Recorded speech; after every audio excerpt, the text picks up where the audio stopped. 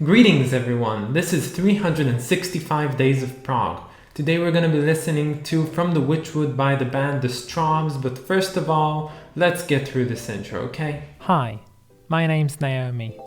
I'm an avid progressive rock fan, but I'm a long ways from knowing all the prog albums out there. But this year, I'm gonna give it a try. This is 365 Days of Prog. So as usual, these are my favorite bits from the album. Enjoy them and then we're gonna talk about what I think of this piece.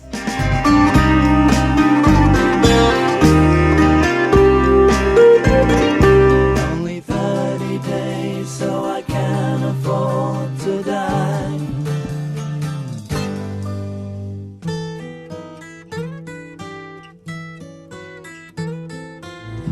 Life is like the young child. So, this album was released back in 1971. Now, this is by the Strawbs. The Strawbs, they have many different albums. They go between genres. They don't really sound the same as they started and they don't really sound the same as they ended.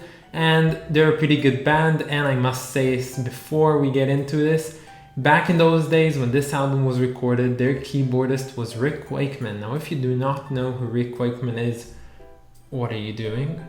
Rick Wakeman is the keyboardist, or at least the most well-known keyboardist for the band. Yes, he is behind some of the best solos there are in prog, mainly in albums like Fragile and Close to the Edge and so on and so on. So this album, from a first impression, is basically what I thought the Griffin album should be. We reviewed Griffin's debut album on the second episode, and I think that's exactly what I was expecting from it. I was expecting an album inspired by folk music, but with that prog interpretation. So this is what this album brings to the table, and I really like it. So this album actually starts off pretty strong. I really like it. It's very nice. I think by the third track, this album starts to kind of sound like post-India Beatles stuff with sitar music, but I think I enjoy it more than I enjoy the Beatles tunes because for some reason it's more catchy to me and I really like that.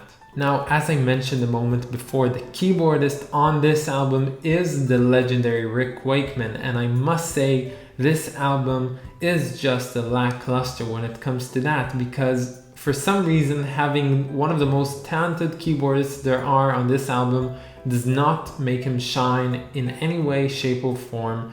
He doesn't really get that many solos, and if he does, they're mostly in the background, and I think that's such a miss. This album and this band could have done such more with a player like Rick, but they just didn't, and I kind of understand why I left for Yes, if you know what I mean. By the mid-section of this album, things just started not clicking for me. I can't really tell you why, but the songs, they didn't sit right with me. I didn't really have fun listening to them. I could kind of appreciate them musically, but I just don't think they really suited me all that well. And I don't really know why that is, it just is. But going to the side B of the album towards the end, I kind of started enjoying this album a bit more. For example, I would say that the song Cannondale is a good song in its essence, but I think it's too short and it doesn't really get the time to explore what it could potentially be. So that's one of those instances.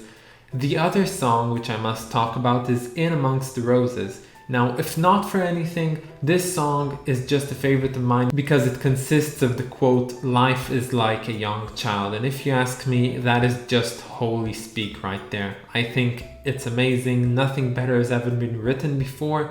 This quote is something I really want plastered on this wall right behind me all the time. But jokes aside, this song is actually my favorite from this album. I love the guitar on it. I love how everything fits inside. It's actually a pretty good song. I would listen to it most times, I think, joyfully, and that's really good. Now, towards the end of this album, something really strange happens. I do fairly appreciate the songs, the last two tracks on this album, but they do not sound like the rest of the songs on this album. They actually sound, to me at least, like, B-side tracks off of a Crosby, Stills, Nash & Young album. And that's really, really odd, because nothing until this point would lead me to believe that I would be listening to songs that resemble that type of music. I know this album is folk in some way, but not the same country folk as those guys did, and that really struck me as odd.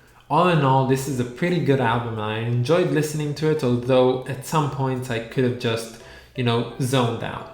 Before I give you a number for what I think, the rating itself, I think we should talk about the cover. Now, the cover is somewhat of a saving grace for this album. For some reason, I just love this cover. It's really, really cool. Something about how the colors work with one another, you got that red in it, but then you have those pale greenish bluish colors, and the composition of the negative of the branches / roots is also pretty cool, and I think the composition works really, really nicely. So if I have to say something about the cover, this is actually my favorite cover we've seen so far.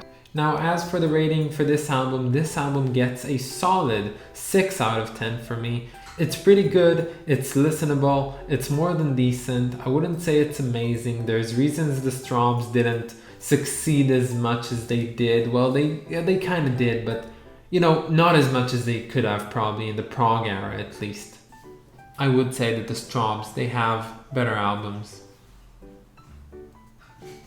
So that's about it for this one. I hope that you enjoyed it. Stay tuned for tomorrow, where we'll be listening to Getting Paid by Zex Marquise, an album which is not known by many, so I hope it's gonna be fun, and if it will, I'll talk about it, and if it wouldn't be, I'll still talk about it.